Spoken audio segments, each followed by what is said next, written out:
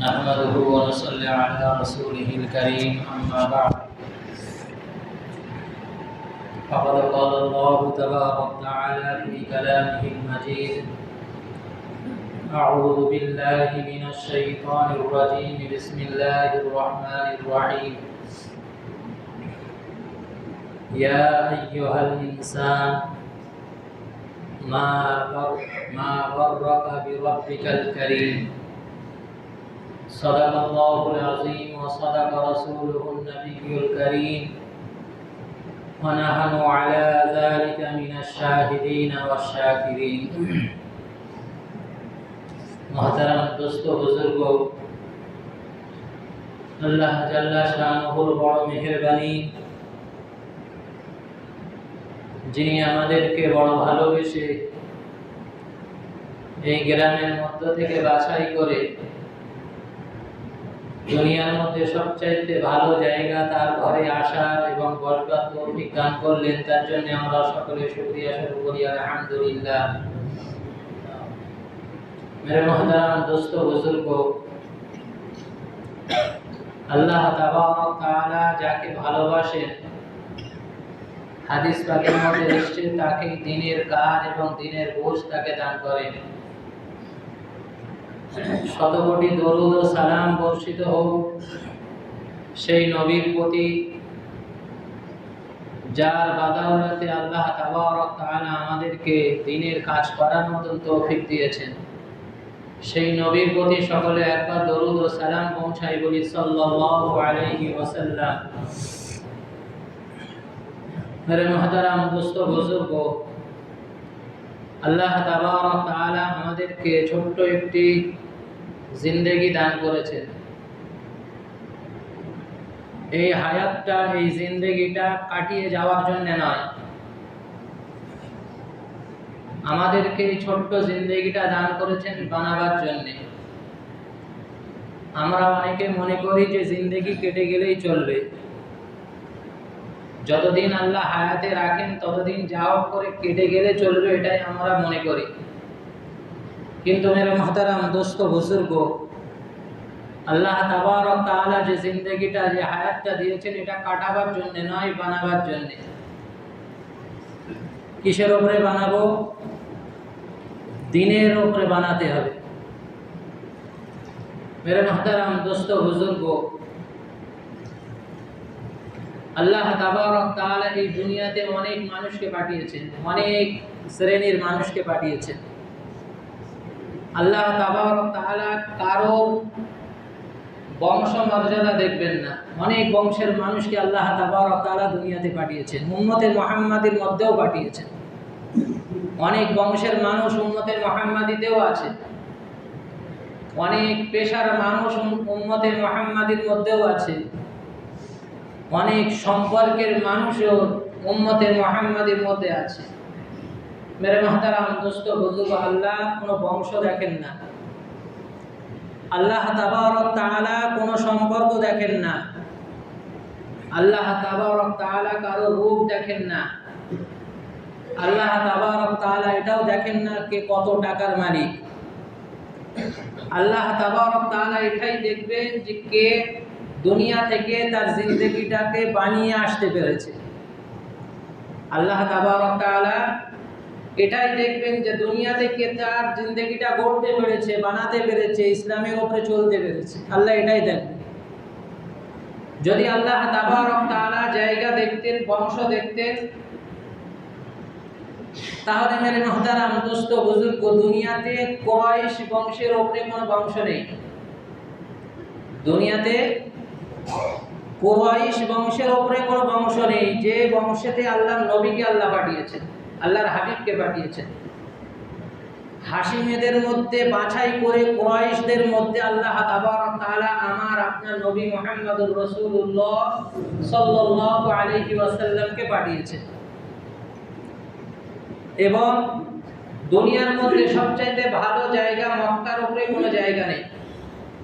হয়তো অন্যদের মধ্যে থাকতে পারে, আমেরিকা ভালো জায়গা থাকতে পারে, হাই সোসাইটি থাকতে পারে, কিন্তু যারা দ্বীনকে বিশ্বাস করবে, যারা ঈমানদার হবে, তাদের কাছে মক্কার উপরে কোনো ভালো জায়গা দুনিয়াতে নেই। মেরে মুহতারাম দোস্ত বুজুর্গ, সেই জায়গায় আমাদের নবী মুহাম্মদুর রাসূলুল্লাহ সাল্লাল্লাহু আলাইহি ওয়াসাল্লাম এসেছেন। আর তারই চাচা হযরতে আবু তালেবও কিন্তু সেই মক্কার মধ্যেই এসছে। আবু তালেবও কিন্তু কুরাইশ বংশ থেকেই এসছে। আবু তালেবের বংশটাও কুরাইশ, আল্লাহর নবীর চাচা। মেরে মুহতারাম দোস্ত বুজুর্গ, বলার উদ্দেশ্য, আল্লাহ যদি বংশ দেখতেন তাহলে আবু তালেব কোনোদিন জাহান্নামে যেত না। আল্লাহ যদি বংশ দেখতেন তাহলে আবু তালেব কোনোদিন জাহান্নামে যেত না, কারণ সে তো কুরাইশ বংশে, যে বংশ দুনিয়ার মধ্যে ওর উপরে আর কোনো বংশ নেই। আবু তালেবের জন্ম মক্কায়, কাবা শরীফের পাশে।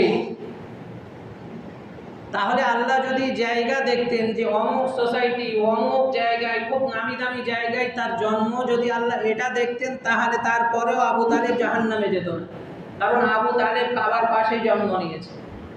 আবু তালেবের জন্ম মক্কায়, যে জায়গার উপরে কোনো জায়গা নেই পৃথিবীতে। মেরে মুহতারাম দোস্ত বুজুর্গ, সুতরাং আল্লাহ তাবারক ওয়া তাআলা বংশ দেখেন না। আল্লাহ তাবারক ওয়া তাআলা এটা দেখেন যে কে আমার দুনিয়াতে থেকে কে দিনকে বানিয়ে আসতে পেরেছে, তার জিন্দেগিটাকে বানিয়ে আসতে পেরেছে। মেরে মুহতারাম দোস্ত বুজুর্গ, যদি সম্পর্কই আল্লাহ তাবারক ওয়া তাআলা দেখতেন,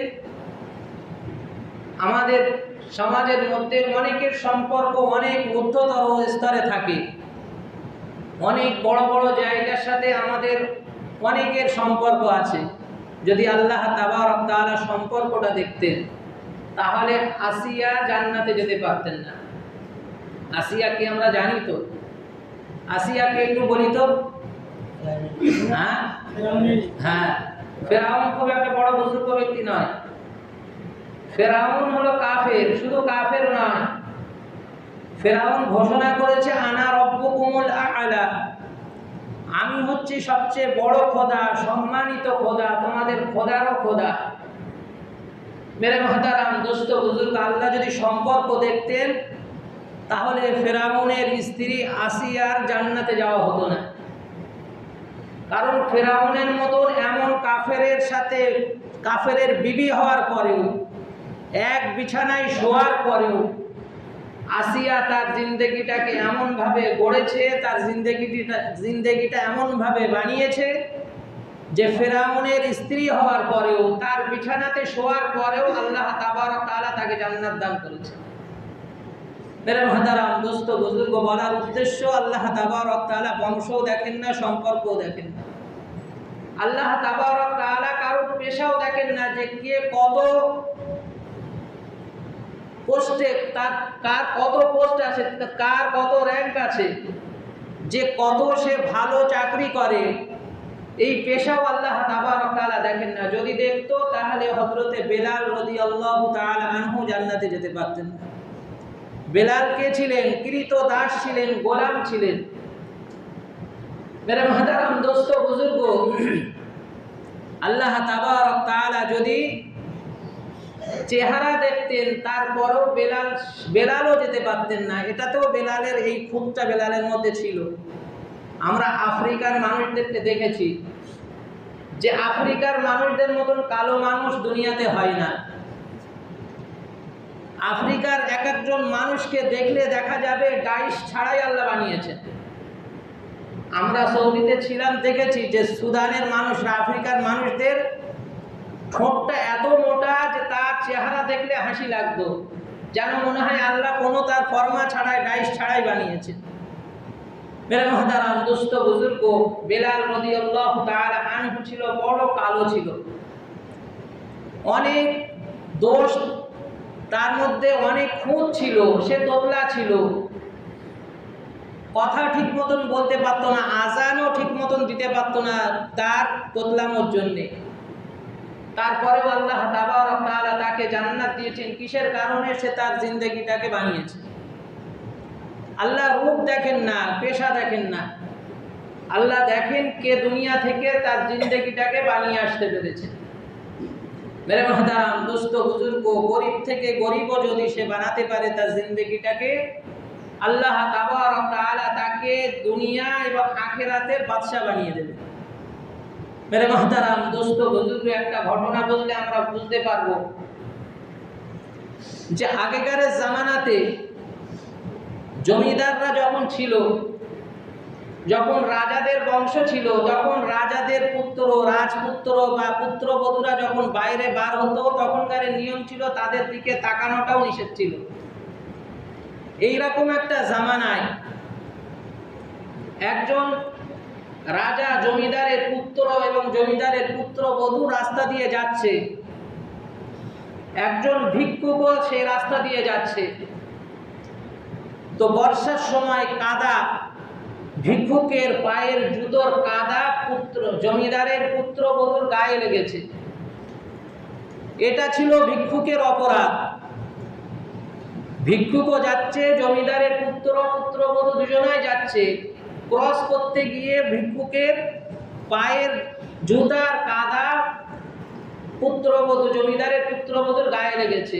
জমিদারের পুত্র সহ্য হয়নি, সে এসে ভিক্ষুকের গালে একটা তার যৌবনী শক্তি দিয়ে মেরে দিয়েছে, গালে থাপড় মেরেছে।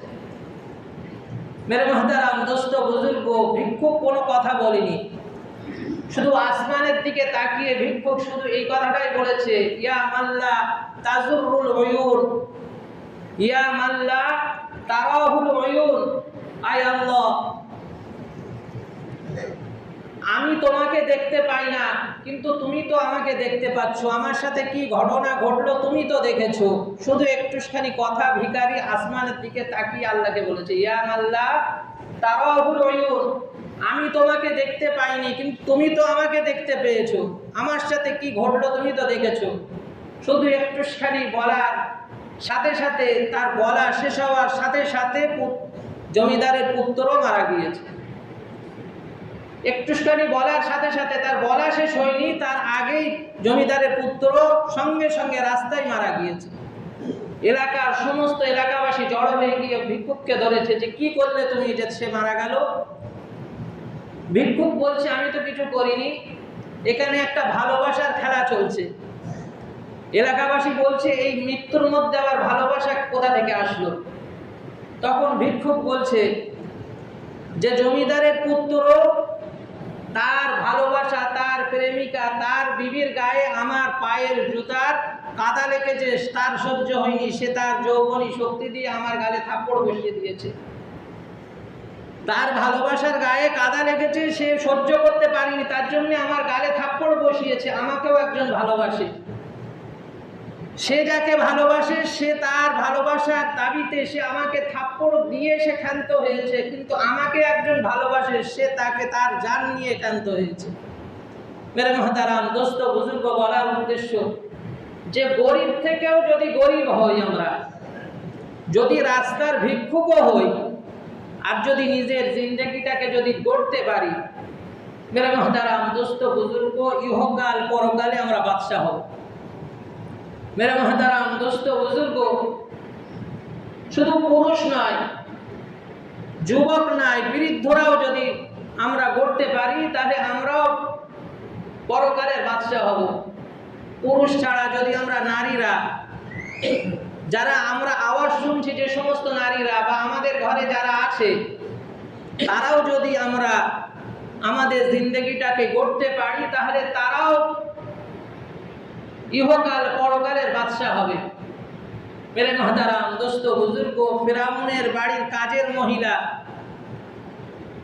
ফেরাউনের বাড়ির কাজের মহিলা খুব বড় নামি দামি মানুষ নয়, এক তো কাজের মহিলা, তার উপরে আবার ফেরাউনের বাড়ি, কোন আল্লাহওয়ালার বাড়ি নয়। মেরে মহতারাম দোস্ত বুজুর্গ, সেই ফেরাউনের বাড়ির কাজের মহিলা, সে তার জিন্দেগিটা গড়ার কারণে আল্লাহ তাবারক তাআলা তাকেও বাদশাহ বানিয়ে দিয়েছে। মেরে মহতারাম দোস্ত বুজুর্গ, একদিনের ঘটনা, ফেরাউনের কোনো সন্তান ছিল না, না ছেলে ছিল না মেয়ে ছিল। ফেরাউন একটা বাচ্চা মেয়ে দত্তক নিয়েছিল, পালক মেয়ে ছিল ফেরাউনের। আর ফেরাউনের বাড়ির কাজের মহিলা মাস্তা, সে একদিন ফেরাউনের পালক মেয়ের মাথা আঁচড়ে দিচ্ছে, চিরুনি দিয়ে মাথা আঁচড়ে দিচ্ছে। মাথা আঁচড়াতে আঁচড়াতে তার হাত থেকে চিরুনিটা পড়ে যায়। তো ফেরাউনের বাড়ির কাজের মহিলা বিইসমি রব্বিল আলামিন বলে চিরুনিটা আবার নিচে থেকে তোলে। ফেরাউনের যে পালক মেয়ে ছিল সে মাস্টারকে জিজ্ঞাসা করছে যে তুমি কোন রবের নাম নিলে? তুমি চিরুনিটা তোলার সময় বিইসমি রব্বিল আলামিন যে রবের নাম নিয়ে তুমি চিরুনিটা তুললে সেটা কোন রবের নাম নিলে? আমার পিতাই তো রব, বড় রব। আমার পিতা কি তোমার কাছে বড় রব নয়? তখন মাস্টার ফেরাউনের বাড়ির কাজের মহিলা বলছে তোর বাবা হচ্ছে 2 নম্বর, আমি যে রবের নাম নিয়েছি তিনি হচ্ছে রব্বুল আলামিন, কুল কায়নাতের মালিক। ফেরাউনের পালক মেয়ে ফেরাউনের কাছে ছুটে গিয়েছে, গিয়ে বলছে যে হে আমার পিতা, মাস্টার কাছে এক্ষুনি শুনে আসলাম তুমি নাকি 2 নম্বর রব, তোমার থেকেও বড় নাকি একজন রব আছে। ফেরাউন বলছে যে ডাক মাস্টারকে ডাক, আমার বাড়ি বসে আমার বিরোধিতা। মাস্টারকে যখন ডাকা হলো তখন মাস্টারকে ফেরাউন জিজ্ঞাসা করছে যে হে মাস্টার, তুই কোন রবের নাম নিয়েছিস আমার মেয়ের কাছে? তখন মাস্টার বলছে তুমি কি চেনো না সে রবকে? সে রব আমার রব, তোমার মেয়ের রব এবং কুল কায়নাতের রব। মেরে মোহতারাম দোস্ত বুজুর্গ, তখন ফেরাউন বলছে মাস্টারকে যে তুই যে রবের নাম নিয়েছিস এই রব থেকে যদি ফিরে না আসিস তোর ভবিষ্যৎ, তোর সামনে অনেক ভয়ঙ্কর আযাব আসছে, তোর অনেক শাস্তি, ভয়ঙ্কর শাস্তি তোর সামনে। সেই মাস্টার বলছে কোনো অসুবিধে নেই, তুমি যা ইচ্ছা তাই করতে পারো। মেরে মোহতারাম দোস্ত বুজুর্গ, ফেরাউন বলছে যে তোর যে 2 সন্তান আছে, 2 মেয়ে ছিল ওই মাস্টার। ফেরাউন বলছে যে তুই যদি ওই রবের থেকে ফিরে না আসিস, আমাকে যদি রব না মানিস, তাহলে তুই এবং তোর ওই 2 সন্তানকে আমি গরম তেলের মধ্যে চুবিয়ে দেব। মাস্টার বলছে তোমার যা ইচ্ছা, ফাকজি মা আনতা কজ, তোমার যা ইচ্ছা তুমি তাই করতে পারো, আমার কোনো অসুবিধে নেই। তখন ফেরাউন তার সেনাপতিকে হুকুম করলো যে তেল আনো, কড়াই তেল ঢালো এবং তেলকে ফোটাও। তেল যখন টকবক করে ফুটছে সেই মাস্টার সামনে, তখন আবার ফেরাউন তাকে আবার জিজ্ঞাসা করছে যে দেখ তেল ফুটছে, তুই যদি এখনো আমাকে রব বলে না মানিস, তোর যে রব তার থেকে যদি ফিরে না আসিস, তাহলে তোর এই কোলের যে শিশুটা তাকে এর ভিতরে ডুবিয়ে দেওয়া হবে। মাস্টার বলছে ঠিক আছে, কোনো অসুবিধে নেই, আমি তোমাকে রব বলে মানব না। ফেরাউন তার কোলের শিশুটাকে, দুধ খেকো বাচ্চাকে তার মার সামনে ওই তেলের মধ্যে ছেড়ে দিল। এত বাচ্চা ছিল যে তেলের মধ্যে ছাড়ার সাথে সাথে রক্ত, তার মাংস এবং হাড্ডি আলাদা হয়ে গেল। মেরে মোহতারাম দোস্ত বুজুর্গ, মা তো মাই হয়, মা ওই দেখে কাঁদছে। ফেরাউন আবার বলছে যে এখনো সময় আছে, বল, যদি আমাকে রব বলে মেনে নিস তাহলে তোর যে বড় মেয়েটা আছে, আরেকটা যে বাচ্চা আছে, সে এবং তুইও বেঁচে যাবি। আর যদি না মানিস তাহলে এরপরে তোর ওই 2য় বাচ্চা, যে বড় বাচ্চা, তাকে আমি এখানে ফেলবো। মেরে মোহতারাম দোস্ত বুজুর্গ, যখন ওই ছোট বাচ্চাটা রূহটা যখন বাহির হচ্ছে, যখন ওই মাস্টার দোদ্যপুষ্য শিশু তারকে তেলেই ঢালার পরে যখন তার রূহটা বার হচ্ছে, তখন রূহ আওয়াজ দিতে দিতে বার হচ্ছে, ইয়া উম্মি উম্মি লা তাখাফি ওয়ালা তাহজানি ফাইন্নাকি আলাল হক সানাজমাউ ফিল জান্নাতি ইনশাআল্লাহ। তখন শিশুটা তার মাকে আওয়াজ দিতে দিতে বার হচ্ছে, তার রূহটা, যে উম্মি উম্মি, হে আমার মা, ওয়ালা তাখাফি, ফেরাউন তোমার সামনে আছে বলে তুমি ভয় পেও না, ওয়ালা তাহজানি, আমাদের বিচ্ছেদে তুমি দুঃখ পেও না, ফাইন্নাকি আলাল হক, তুমি হকের উপরে আছো, সানাজমাউ ফিল জান্নাতি ইনশাআল্লাহ, নিশ্চয়ই আমরা জান্নাতে একত্রিত হব। মেরে মুহতারাম দোস্ত বুজুর্গ, যখন মাস্টার 2য়বারও যখন ফেরাউনের কথা শুনলো না, আবার সেই 2য় তার মেয়েটাকে ফেরাউন তেলের মধ্যে ছেড়ে দিল। সেই বাচ্চাটাও যখন তার রূহ উপরে উঠছে, তখন সেই একই কথা বলছে যে উম্মি উম্মি ওয়ালা তাখাফি ওয়ালা তাহজানি ফাইন্নাকি আলাল হক সানাজমাউ ফিল জান্নাতি ইনশাআল্লাহ, যে হে মা, তুমি ফেরাউনের সামনে দাঁড়িয়ে আছো বিধায় তুমি ভয় পেও না, আমাদের বিচ্ছেদে তুমি দুঃখিত হয়ো না, তুমি হকের ওপরে আছো, নিঃসন্দেহে আমরা জান্নাতে একত্রিত হব।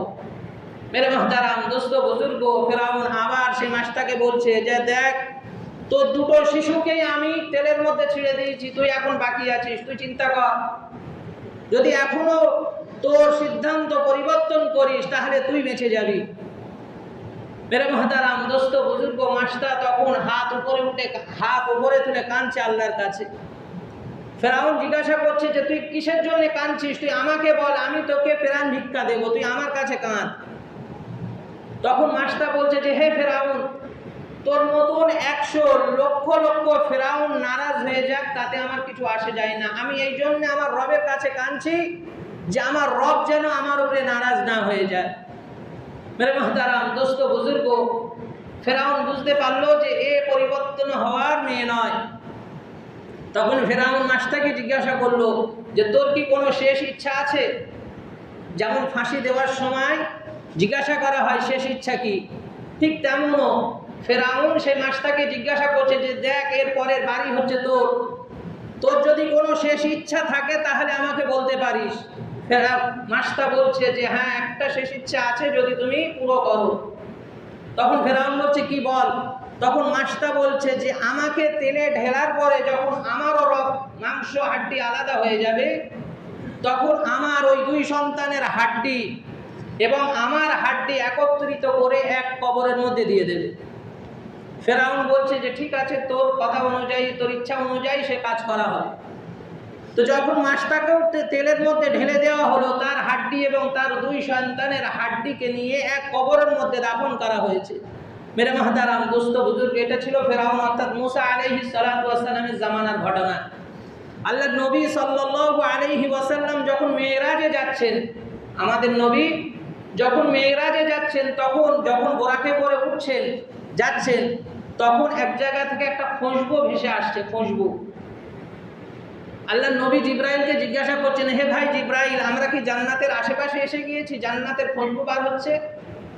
জিব্রাইল আলাইহিস সালাতু ওয়াস সালাম বলছেন যে না ইয়া রাসূলুল্লাহ, ইয়া হাবিবাল্লাহ, এটা জান্নাতের খুশবু নয়, এটা ওই খুশবু যে ফেরাউনের বাড়ির কাজের মহিলার কবর থেকে এই খুশবু বার হচ্ছে। মেরে মুহতারাম দোস্ত বুজুর্গ, একটু চিন্তা করে দেখি যে ফেরাউনের বাড়ির কাজের মহিলা, তার পেশা ছোট হতে পারে, তার পেশা কাজের মহিলা হতে পারে, সে কোনো বড় ধরনের মহিলা ছিল না, নাম করা কোনো বাদশার স্ত্রীও ছিল না, কিন্তু সে কাজের মেয়ে হওয়ার পরেও সে তার জিন্দেগিটা এমনভাবে গড়েছিল, যে আল্লাহ তাবারক তাআলা তার কবর থেকে জান্নাতি খুশবু বার করেছেন এবং কিয়ামত পর্যন্ত সেই খুশবু বার হতে থাকবে, বলি সুবহানাল্লাহ।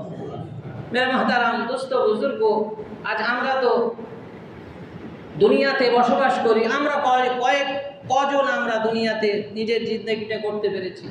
আমরা দুনিয়া গড়ার চেষ্টায় আছি, দুনিয়া কিভাবে আমাদেরকে হাসিল হবে। মেরে মুহতারাম দোস্ত বুজুর্গ, আল্লাহ তাবারক তাআলা আফসোস করে কোরআন শরীফের মধ্যে ইনসানকে ডেকে বলছেন যে ইয়া আইয়ুহাল ইনসান মা গররাকা বিরাব্বিকাল কারীম, হে ইনসান, হে মানুষ, তোমাদেরকে কোন জিনিস তোমার কারীম রব থেকে তোমাদেরকে পৃথক করে দিল? আল্লাহ তাবারক তাআলা কোরআনের মধ্যে আফসোস করে মানুষকে বলছেন, প্রশ্ন করছেন মানুষকে, হে মানুষ, ইয়া আইয়ুহাল ইনসান, হে মানুষ, মা গররাকা বিরাব্বিকাল কারীম, তোমাদের এই কারীম রব থেকে তোমাদেরকে কে দূরে সরিয়ে দিল? মেরে মুহতারাম দোস্ত বুজুর্গ, একটু আমরা চিন্তা করি যে আমরা দুনিয়া অর্জনের জন্যে যে আল্লাহকে ভুলে গেলাম, দুনিয়া অর্জনের জন্যে যে নামাজকে ত্যাগ করলাম, দুনিয়া অর্জনের সাথে মসজিদের সাথে সম্পর্ক ত্যাগ করলাম, আমরা কতটুকু দুনিয়া হাসিল করতে পেরেছি একটু চিন্তা করি। আমরা দুনিয়াটাই বা কতটুকু হাসিল করেছি, এই উন্নত দুনিয়া, এর মধ্যে কতটা আমরা দুনিয়াকে হাসিল করতে পেরেছি? মাত্র একটা অ্যান্ড্রয়েড ফোন কিনতে পেরেছি, একটা হয়তো বাইক কিনতে পেরেছি, একটা 4 চাকা হয়তো করতে পেরেছি, বা 2 কি 3 তলা বাড়ি করতে পেরেছি। আর কি করতে পেরেছি? দুনিয়া তো উন্নত দুনিয়া, এত আল্লাহ তাবারক তাআলা দুনিয়াতে নেয়ামত ছড়িয়ে দিয়েছে। এই ফোন বাইক, 4 চাকা আর বাড়ির জন্য আমরা আল্লাহকে ছেড়ে দিলাম। একটু চিন্তা করে দেখি মেরে মাহতারাম দোস্ত বুজুর্গ, আল্লাহকে ছেড়ে দিয়ে যদি আমরা পুরো দুনিয়াটাকে হাসিল করতাম তাহলে একটু মানা যেত যে নামাজকে ছেড়েছি, মসজিদকে ছেড়েছি, আল্লাহকে ছেড়েছি, কিন্তু দুনিয়া পুরোপুরি 100 হাসিল করেছি, সেটাও তো পারিনি। দুনিয়াতে মাত্র একটা ফোনের মালিক হয়েছি, একটা বাইকের মালিক হয়েছি, একটা 4 চাকার মালিক হয়েছি, একটা বাড়ি বা একটা সম্পত্তির মালিক হওয়ার কারণে এই একটুখানি কামাবার জন্য আমরা আল্লাহকে ছেড়ে দিচ্ছি, মসজিদকে ছেড়ে দিচ্ছি, আমরা নামাজকে ছেড়ে দিচ্ছি। মেরে মাহতারাম দোস্ত বুজুর্গ, এর তো বেশি আমরা কিছু করতে পারিনি। মেরে মাহতারাম দোস্ত বুজুর্গ, এই জন্যই তো আল্লাহ জিজ্ঞাসা করছে আমাদেরকে, ইয়া আইয়ুহাল ইনসান, তোদের এই কারিম রব থেকে তোদেরকে কে সরিয়ে দিল? কোন বস্তু তাদেরকে তোর এই রব থেকে তোদেরকে সরিয়ে দিল? মেরে মাহতারাম দোস্ত বুজুর্গ, আজ আমাদের কাছে ক টাকার মালিক আমরা? মেরে মাহতারাম দোস্ত বুজুর্গ, ক টাকার মালিক? খুব বেশি 100 কোটি টাকার মালিক হব আমরা, খুব বেশি 100 কোটি টাকার মালিক হতে পারি আমরা। মেরে মাহতারাম দোস্ত বুজুর্গ, সাহাবা ইকরামদের মধ্যে অনেক পয়সাওয়ালা ছিল, সাহাবা ইকরামদের মধ্যে অনেক পয়সাওয়ালা ছিল, তারা পয়সা কামাবার জন্য করে আল্লাহকে ভুলেনি। এমনকি সমস্ত সাহাবারা তো জান্নাতি, সমস্ত সাহাবারাই 1,24,000 বা 25,000 সাহাবী, প্রত্যেকজন সাহাবী হচ্ছে জান্নাতি। আল্লাহ নবী তাদেরকে জান্নাতে সার্টিফিকেট দিয়েছেন, কিন্তু তাদের মধ্যে 10 জন সাহাবী হচ্ছে প্রসিদ্ধ, যাদেরকে আশারায়ে মুবাশশারা বলা হয়। এই 10 জন প্রসিদ্ধ সাহাবীর মধ্যে একজন সাহাবীর নাম হচ্ছে আব্দুর রহমান বিন আউফ রাদিয়াল্লাহু তাআলা আনহু। এই 10 জনকে আল্লাহ নবী সকলের সামনে জান্নাতে সার্টিফিকেট দিয়েছেন যে এই 10 জন জান্নাতে সার্টিফিকেট পাওয়া মানুষ, এরা অবশ্যই মৃত্যুর সাথে সাথে এরা জান্নাতে যাবে। মেরে মুহতারাম দোস্ত বুজুর্গ, এই 10 জনের মধ্যে একজন হচ্ছে আব্দুর রহমান বিন আউফ রাদিয়াল্লাহু তাআলা আনহু। তেনার যখন ইন্তেকাল হচ্ছে, তার ইন্তেকালের সময় তার যত স্থাবর অস্থাবর যত সম্পত্তি ছিল সব তো ছিলই, এবং ক্যাশ টাকা ছিল 47 লক্ষ কোটি টাকা। একটু চিন্তা করে দেখি, তারা তো জান্নাতে সার্টিফিকেট এমনি পায়নি, তাদের জিন্দেগি গড়ার পরেই তারা জান্নাতে সার্টিফিকেট পেয়েছে। তাহলে তারাও তো জিন্দেগি গড়েছে, তারপরেও তারা এত টাকার মালিক ছিল। যখন তিনি ইন্তেকাল করেন, তার সয় সম্পত্তি বাদ দিয়েও তার কাছে ক্যাশ টাকা ছিল 47 লক্ষ কোটি টাকা।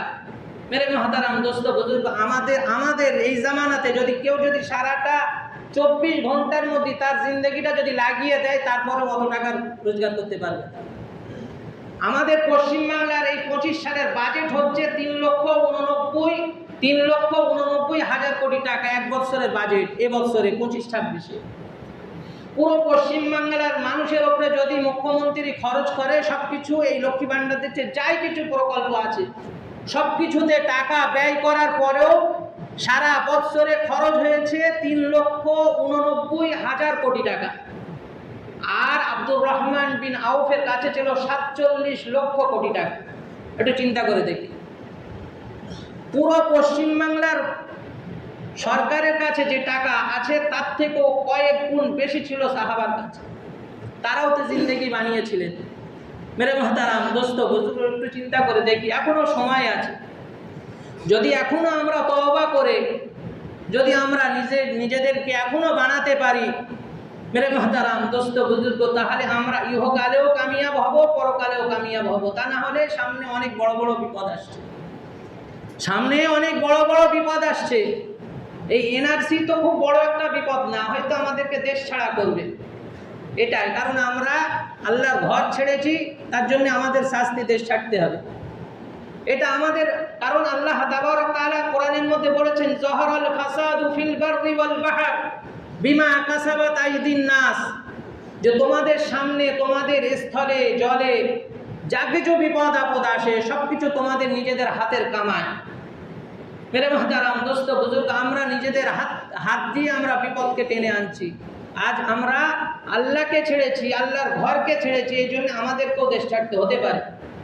তারপরেও এই বিপদটা খুব বেশি বড় বিপদ নয়। এমন একটা বিপদ আসবে কিয়ামতের আগে, যেটা সবচেয়ে বড় বিপদ হচ্ছে দাজ্জালের ফিতনা। কিয়ামতের আগে দাজ্জাল বার হবে। দাজ্জালের নাম আমরা শুনেছি যে দাজ্জাল বলে একজন আছে, একটা প্রাণী আছে। মেরে মুহতারাম দোস্ত বুজুর্গ, সেই দাজ্জালের ফিতনাটা হচ্ছে সবচাইতে বড় ফিতনা। যদি আমরা নিজেদেরকে গড়তে না পারি, যদি বদলাতে না পারি, ঈমান যদি বাড়াতে না পারি, মেরে মুহতারাম দোস্ত বুজুর্গ, দাজ্জালের ফিতনা থেকে কেউ বাঁচতে পারবে না। মেরে মুহতারাম দোস্ত বুজুর্গ, আমরা হয়তো মনে করব যে দাজ্জালের সময়তেই তো ইমাম মাহাদি আসবে, সুতরাং আমরা ইমাম মাহাদির সাথে লেগে যাব। মেরে মুহতারাম দোস্ত বুজুর্গ, অত সহজ না। ইমাম মাহাদির সাথে তার সঙ্গী হওয়াটাও অত সহজ নয়। ইমাম মাহাদির যারা সঙ্গী হবে তারা হলো ফিল্টার হবে, ফিল্টার। যেমন পানিকে ফিল্টার করা হয়, ওই রকম ইমানের ফিল্টার করা হবে। যার ইমান পোক্ত হবে সেই ইমাম মাহাদির সঙ্গী হবে। আর এখন আমরা 200 কোটি মুসলমান, ইমাম মাহাদির এটা বলবেন না যে 200 কোটি মুসলমানই ইমাম মাহাদির কাছে চলে যাবে, এটা নয়। ইমাম মাহাদির সঙ্গী মাত্র 70,000 হবে। আমরা এখন সারা পৃথিবীতে 200 থেকে 250 কোটি মুসলমান আছি, কিন্তু ইমাম মাহাদির সঙ্গী হবে মাত্র 70,000। তাহলে কতটা কেটে বাদ যাবে একটু চিন্তা করে দেখি, তার মধ্যে আমরাও পড়তে পারি।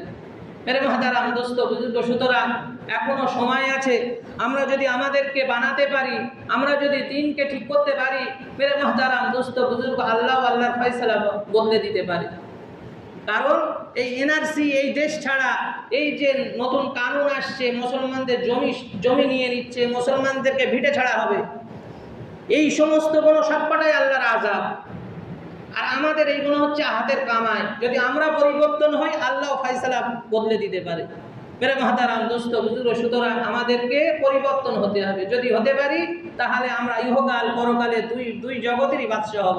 আল্লাহ তাবারক তাআলা আমাদেরকে বলা এবং শোনার চাইতে বেশি বেশি আমল করার তৌফিক দান করুন। আমিন। ওয়া আখিরু দাওয়ানা আনিল হামদুলিল্লাহি রাব্বিল আলামিন।